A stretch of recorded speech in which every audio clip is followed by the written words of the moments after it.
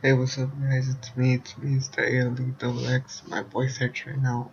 WrestleMania. It's awesome. I didn't expect it, but um, we start the show with Cesaro and Tyson Kidd versus the Usos versus Los Matadores and the New Day.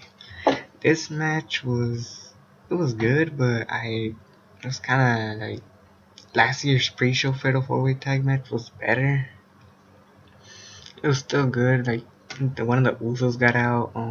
Every manager interfered with just Xavier Woods, Natalia. By the way, Natalia looked hot in that dress or outfit. Anyways, Xavier Woods, Natalia, Naomi, and El Torito. There's a part where uh, Jay or Jimmy Uso jumped with Naomi outside of the ring. That was a cool spot. Eventually, Tyson Kidd and Cesaro remain champions.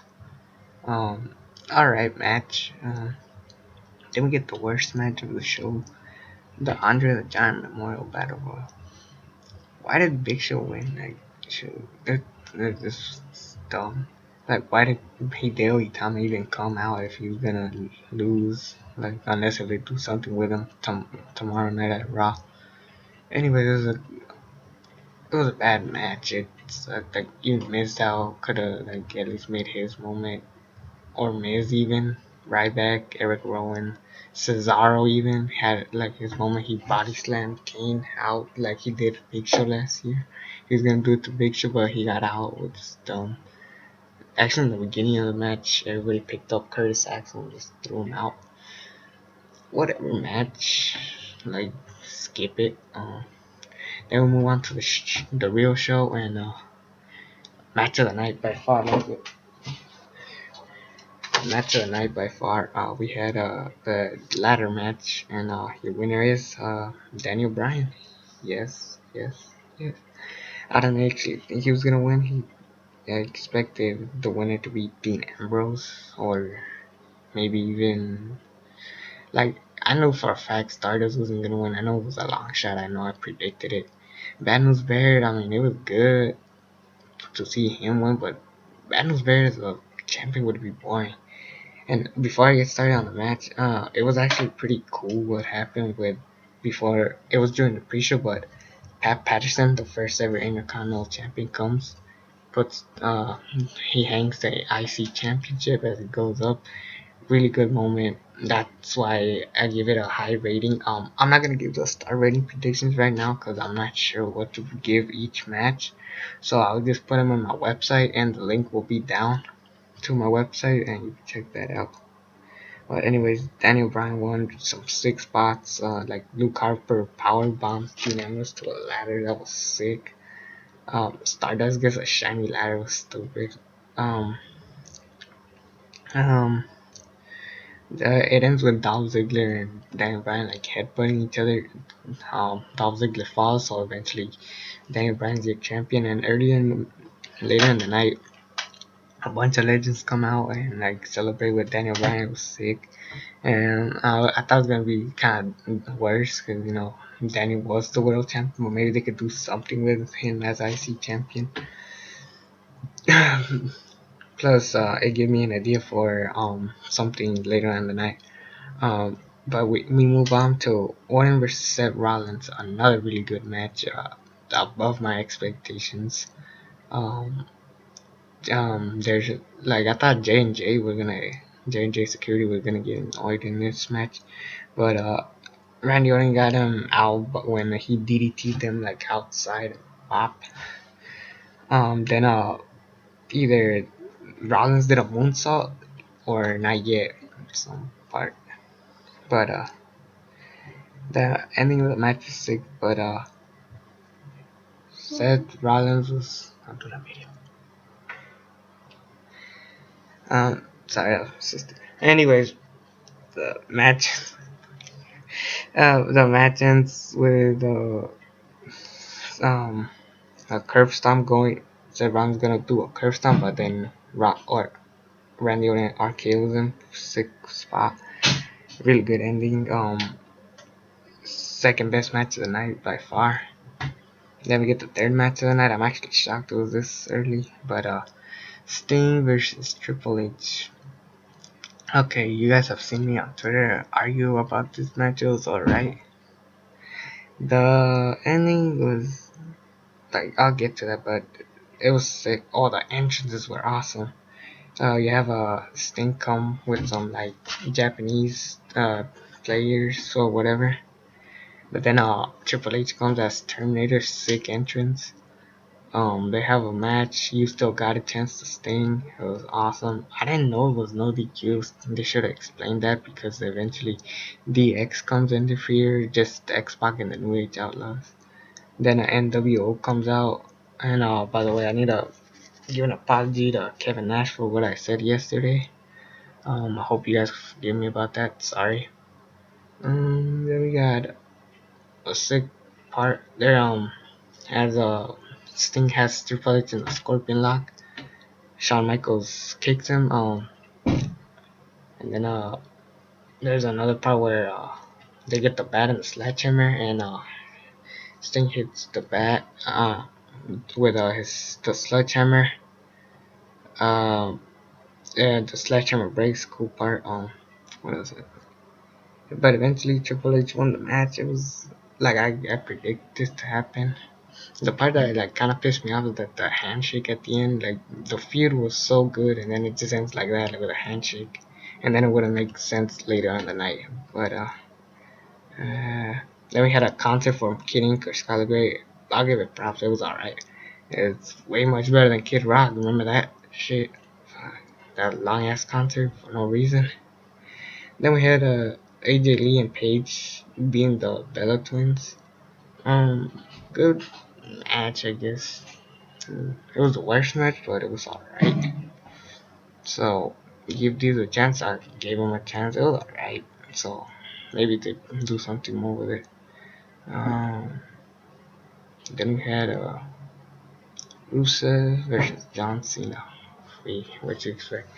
Like I said, I didn't think this match was going to be as good as the Fastlane match. This was actually a lot not as good as I expected. So, like I expected a little bit more better. When Rusev comes out in a tank, which is kind of cool. Most of the match it was just Rusev throwing a bunch of moves and then Cena just winning out of nowhere kind of thing, where Rusev hits Lana and then by accident, then John Cena AAs, and now we have a new United States champion. I was mad at first, but then I thought about Daniel Bryan is the IC champ, so maybe they could have a match either SummerSlam or anytime, but maybe they could unify both mid-card championship. That would be awesome. And I don't even care if Cena wins, because then maybe Daniel Bryan goes back to the world title picture. Then we had a segment with the Authority saying that 76,976 people come in the show. Whatever. And then The Rock comes out. Shocker. Stephanie slaps him for something he said. I forgot. Then Ronda Rousey, MMA fighter, comes out. This drops Triple H and Stephanie. They kind of try to rush it so it could be darker, but in California it's like not that dark at this time. It's dark now, but obviously it's 9:20. But they just try to rush it just to make it nighttime. For actually it wasn't even nighttime until the very end, which is weird. But anyways, this segment alright, but it's too long. Because then we got Wyatt and Taker. The entrances could have been so much better if it was nighttime, but I guess WWE tried there. Match was alright. I don't know if Taker kind of got it.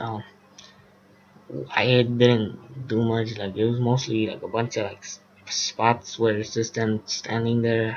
It was still a good match. Don't get me wrong. Sorry.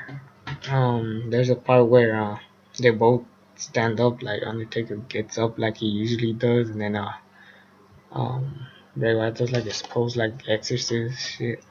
But that was a cool moment. Eventually Undertaker wins. I thought Bray Wyatt was gonna win, but I guess what's next for him? And what's next for Dean Ambrose? I forgot about that. Yeah, what's next for both those guys? I mean, they went from feuding against each other to this. I mean, shit, what's next? They better not refeud again, that would suck. But eventually we get to the main event, Roman Reigns versus Brock Lesnar. And this was actually better than I expected. It was kind of like Cena versus Brock Lesnar, similar in SummerSlam 2014, where it's just Brock beating the shit out of Roman Reigns. Or yeah, Brock beating the shit out of Roman Reigns. This time we actually had blood, which is awesome. You know, Brock bleeding like hell, Roman Reigns bleeding like hell. He had 10 suplexes. If you guys were wondering about that, I wrote down. Like Roman Reigns threw 3 punches. Brock can give. Oh, by the way, Roman Reigns had a cool entrance. It wasn't that cool. It was kind of alright, but he like punches the floor and then fireworks come out of nowhere. It was alright.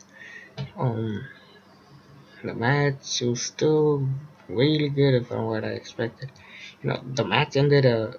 Didn't really end. This is what happened. So as the match is going halfway, Seth Rollins comes in, throws Roman Reigns out, cashes in. Um, so it was actually a triple threat, which is cool. But anyway, Seth Rollins tries to like run through the curb stomp, but he misses. Brock catches him for the F5. Roman Reigns spears Brock Lesnar. Brock gets out. Seth curb stomps Roman Reigns, and we have a new WWE champion.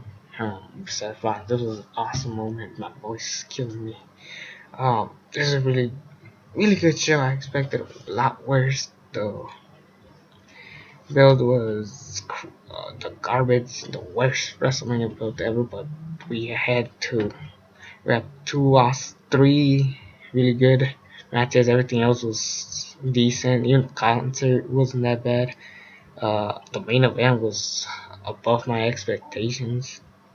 Um, just wait till what happens on Raw. I mean, shit, they have so much they could do.